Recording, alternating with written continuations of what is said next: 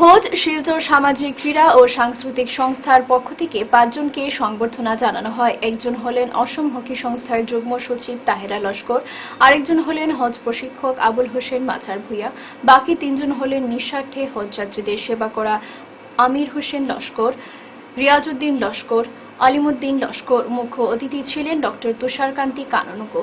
সম্মানিত অতিথি ছিলেন সীমান্ত ভট্টাচার্য, পরিতোষ চন্দ্র দত্ত, সুরজিৎ সোম, বিজয় সংঘ ক্লাবের সভাপতি রঞ্জিত চৌধুরী, সংস্থার সভাপতি ডক্টর এম মাসুম, উপসভাপতি কল্যাণ কুমার চক্রবর্তী, সাধারণ সম্পাদক সজল লস্কর, এজিএস রেজওয়ান খান, কামাল লস্কর, বক্তারুজ্জামান, গৌতম পাল, বাপ্পা দাস, খালেদা আক্তার লস্কর। তারা সবাই বক্তব্য রাখেন।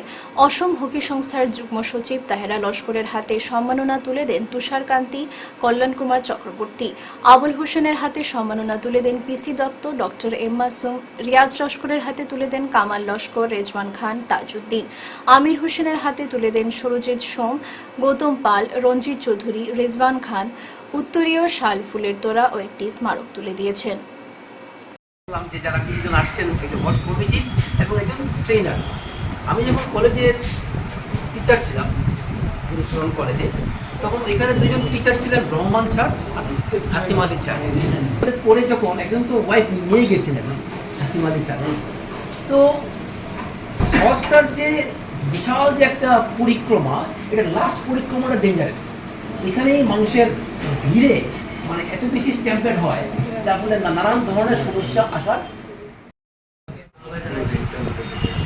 কথাটা হচ্ছে, দীর্ঘদিন থেকে আমরা যা ওয়াচ করছি, যেটা খুঁজ, যেটা সংগঠন, সেটা সোশিয়াল অ্যান্ড কালচারাল অর্গানাইজেশন, যা বরাক উপত্যকায় যে সময় মানুষের হিউম্যানিটি ক্রাইসিস হয়, যখন আমাদের সামাজিক ক্রাইসিস হয়, যখন আমরা তো সেটা আমাদের বরাক উপত্যকার মধ্যে অনন্য বলে আমি বলবো।